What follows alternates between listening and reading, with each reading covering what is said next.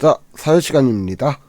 자, 오늘은 두 번째 주제의 첫 번째 시간이에요. 두 번째 주제는 지구촌의 평화와 발전이라고 하는 주제를 가지고 다루도록 하겠습니다.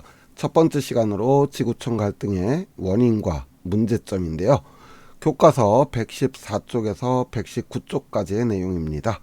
이번 시간에 다룰 내용은요, 지구촌에서 갈등이 일어나는 원인을 알아보고 지구촌의 갈등으로 나타난 심각한 상황들을 살펴보면서 이것이 정말 심각한 문제다 라고 하는 것을 인식하도록 하겠습니다.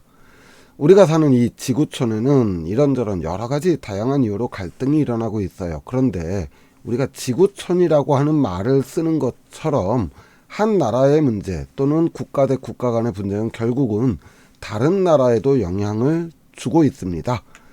자, 시리아 내전을 한번 살펴보도록 할게요. 교과서 114쪽에서 제일 먼저 소개하고 있는 지구촌 갈등인데요. 아프리카 인근 서아시아에 있는 공화국이에요. 그런데 2011년 이후 이 시리아는 독재 정치와 또 민주화를 요구하는 시리아 시민들, 그리고 종교적인 갈등, 그리고 정치적인 갈등으로 인해서 지금까지도 오늘날까지도 계속 이어지고 있는 내전입니다. 자, 이 시리아 국가 지도가 나와 있는데요. 이 지도상에서 붉은색으로 표시된 곳은 정부군이, 또 초록색으로 표시된 곳은 반정부군이, 노란색과 하얀색은 자치를 선언한 지역입니다. 자, 보니까 점들이 굉장히 많죠. 그만큼 아주 국가 전체 곳곳에서 끊임없이 전쟁을 하고 있습니다. 시리아의 수도인 다마스커스에 내전이 있기 전 모습이에요. 이렇게 아름답고 평화로웠던 도시가 내전 이후에 이렇게 변해버렸습니다. 완전히 같은 곳이라고 도저히 보여지지 않죠. 자, 이런 극심한 내전으로 인해 하루에도 많은 사람들이 죽거나 다치고 결국 전쟁을 피해 다른 나라로 망명을 떠나는 난민 문제가 또 다른 지구촌의 문제가 되기도 하는데, 교과서에 나오는 신문기사는 전쟁을 피해서 다른 나라에 갔지만 난민 신청을 받아주지 않아 결국 물에 빠져 죽게 된 소년의 소식을 전한 영국의 보도자료입니다. 이 보도 이후 주변 국가들에서 시리아 난민을 받아주기로 결정을 하기도 하였습니다. 내전이 7년째 지속되던 해에 촬영된 시리아의 모습입니다. 도시는 모두 폐허가 되었고 아직도 이 도시에는 580만 명의 어린이들이 살고 있으며 7년 사이에 18,000명의 어린이가 숨졌고, 아무렇지 않게 놀고 있는 모습도 보이지만 부모를 잃은 어린이는 무려 50만 명이나 된다고 합니다. 부모가 바로 옆에서 총에 맞아 죽는 모습을 지켜봐야만 했고요. 하루에도 몇 차례씩 떨어지는 폭탄에도 이제는 익숙해집니다.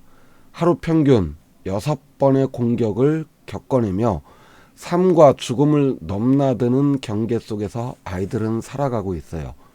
보통의 아이들이라면 영화 속에서나 볼 법한 장면들이 이 아이들에게는 현실의 삶이고, 이로 인해 어린이 4명 중 1명이 심각한 수준의 심리적인 장애를 안고 살아간다고 합니다.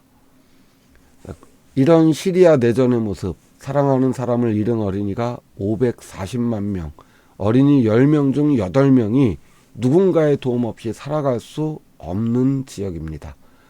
이런 상황에서 교과서 115쪽에 바나 알라베드라는 이름을 가진 7살 소녀의 이야기가 나와요. 이 소녀는 시리아의 알레포 지역에 살고 있는 아이였는데, 어머니와 함께 트위터, SNS 계정을 만들어 전쟁으로 인해 자신의 일상이 얼마나 참혹한가를 SNS에 업로드하면서 전쟁의 공포로부터 도시를 지켜달라고 호소했습니다. 2016년 알라베드의 SNS 계정이 사라져서 많은 세계인들이 알라베드가 죽은 게 아니냐 이런 걱정을 하기도 했지만, 곧 자신의 생존 소식을 알리는 글이 올라왔고 현재까지도 꾸준히 활동을 하고 있습니다. 자, 두 번째 사례로 나오는 것은 팔레스타인 분쟁, 이른바 중동의 화약고라고 불리는 것입니다. 이스라엘의 성지인 예루살렘은 고대 유대인들이 국가 이스라엘, 그러니까 고대 유대인들의 국가 이스라엘 솔로몬 왕 시절에 세운 솔로몬 성전이 있던 자리예요. 유대교 경전에 의하면 유대인들이 믿는 여호와 하나님이 솔로몬 성전이 완성되었을 때 언제든 성전을 향해 기도하고 회개하면 나라를 회복시켜 주겠다 약속을 했던 곳인데 135년간 나라를 잃었다가 1948년 다시 나라를 되찾은 유대인들에게는 절대로 양보할 수 없는 성지가 되기도 하죠. 문제는 이슬람의 사원인 바위의 돔이라고 하는 여기 역시 이슬람의 성전이에요. 무너진 솔로몬 성전이 있던 자리에 지어져 있습니다. 이슬람교에서는 이슬람교의 창시자인 무함마드가 승천한 곳이라고 해서 역시나 성스러운 곳으로 이슬람교를 믿는 아랍인들에게는 양보할 수 없는 성지죠.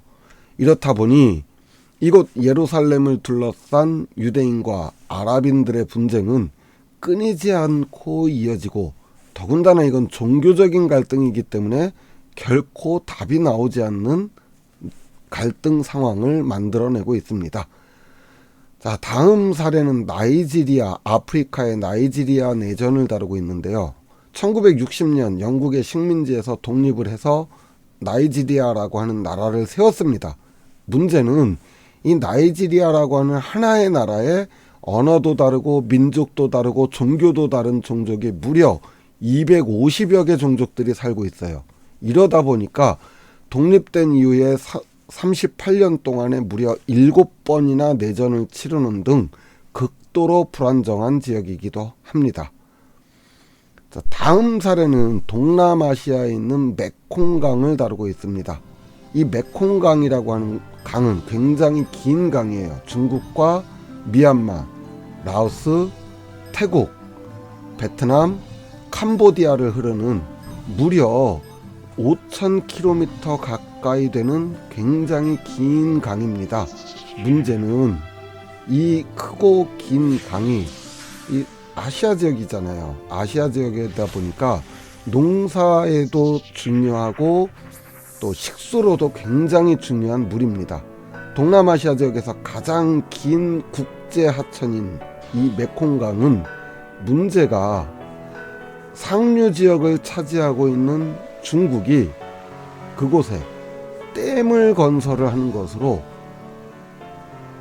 문제가 생기게 되는데요. 자, 상류 지역에서 댐으로 강물을 막아버리니까 하류 지역에는 이 메콩강의 수위가 낮아지게 되고요.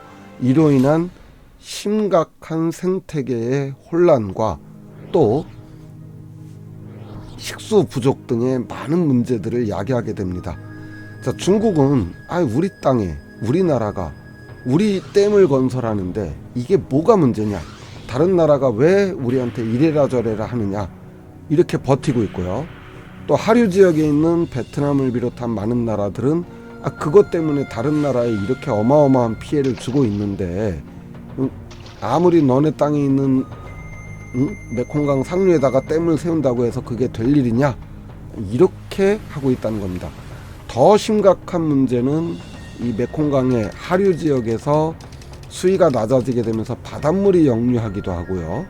또 가장 큰 문제는 중국의 이 댐에서 방류량을 얼마를 할지를 하류 쪽에 있는 다른 나라들이 알 수가 없다는 거예요. 그러니까 한꺼번에 물을 방류하게 되면 하류 지역에 있는 나라들은 홍수를 겪게 되고, 방류를 하지 않게 되면 가뭄을 겪게 되는 아주 심각한 문제이다 보니 서로 양보할 수 없는 분쟁 지역이 되어 있습니다. 우리가 살고 있는 지구는 다양한 민족의 사람들이 다양한 형태로 살아가고 있고, 또한 각자 다양한 종교들을 믿으면서 살아가고 있어요.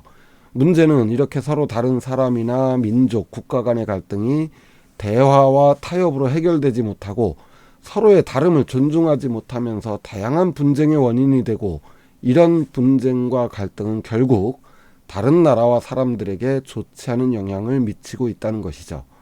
오늘날의 세계는 서로 긴밀하게 연결이 되어 있을 뿐만 아니라 어느 한 나라의 문제가 결국 다른 나라에도 영향을 끼치게 됩니다.